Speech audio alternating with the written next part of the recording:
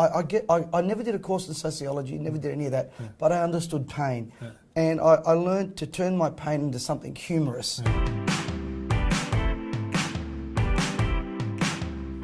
Hello and welcome to Coffee with Switzer, and I'm talking to an old mate of mine, Pat Mesiti. Pat, thanks for coming on the program. Thanks for having me on the show. So how did you progress from Catholicism to Hillsong? Because you must have gone to Hillsong right at the very early stages. Right from the very beginning, with the first 10 months. Look, I had an experience that changed my life, and also a lot of work on myself, because I find a lot of people, especially people of belief, they just think, just believe, but you've got to work on this thing. And that's what I had to change, my thinking. And through life's ups and downs, my challenges, failures, shortcomings, I've been able to turn those things around. And I find that everybody loves a comeback kid, especially people that have been through pain. And I've been able to turn that around into lessons for people. My goal's been very simple, Pete. My goal is to raise 10,000 millionaires in my lifetime. I had over 6,000 in training right now. Not all of them are that way, but we just keep working and working on their mindsets. So the people who are in your network have been given a goal to become a millionaire, right? Absolutely. Okay, and you got 6,000 of them. So these are people who get your the things you put out.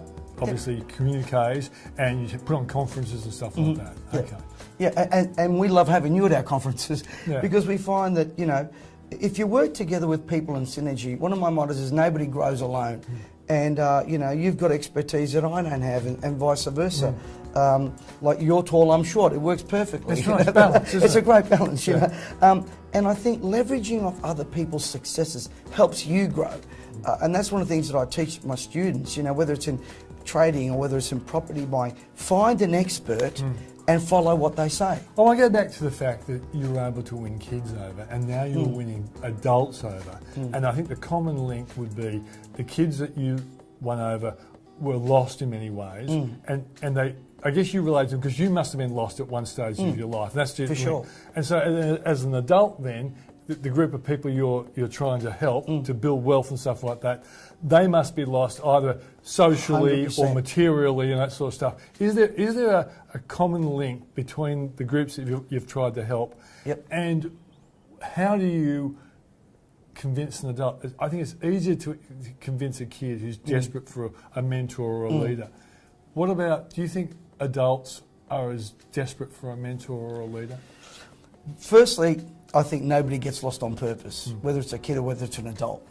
Secondly, most people, when they're lost, get frantic and go faster. The guy's lost money, he go faster. The GPS go here, no, I know better. But I think the third thing about human beings is everybody wants to be found. And one of my mottos is belong, believe, become. So the first thing I do with people that are lost, whether it's financially or emotionally or whatever, is get them to belong. To belong to something, a community, a following, a Facebook page. Just belong to something. I think the second thing, and I think all human beings have this in common, they all want to have a future. Whether it's a kid or whether it's an adult. The third thing is, this is where the wheels can fall off or not, is finding someone that's had some pain and following them. I say to people, don't follow an unscarred general. You want to follow someone, because that mentor will relate to you. That's why I think we've got a great following with people, is because they relate to pain. Are adults as keen as kids? Depends on how much pain they're in. Because generally people don't change until they've hit a rock bottom. And I can't remember what it was, I read the quote the other day. Actually, my friend Jeff Jowett was sharing his amazing story. I mean, he went from body trim, lost it all, back on the road to recovery now, and he said, it wasn't until I was at rock bottom until I was at my highest point. And that was just a great statement. You've got some conferences coming up. Yep. Whereabouts and when? Gold Coast, 8th and 9th of September, Yep. and it's an amazing conference. You're speaking at it. We've got some great people talking about finances. I teach on what I would call the principles of prosperity, but these guys like Sean Ellis and Klaus and some of the others and yourself, you actually put legs on it.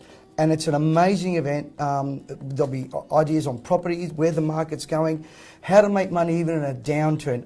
I was reading a statistic the other day, and you probably know this better than I, that 90% of people lose their investments in trading in 90 days in a good season because they don't know what they don't know.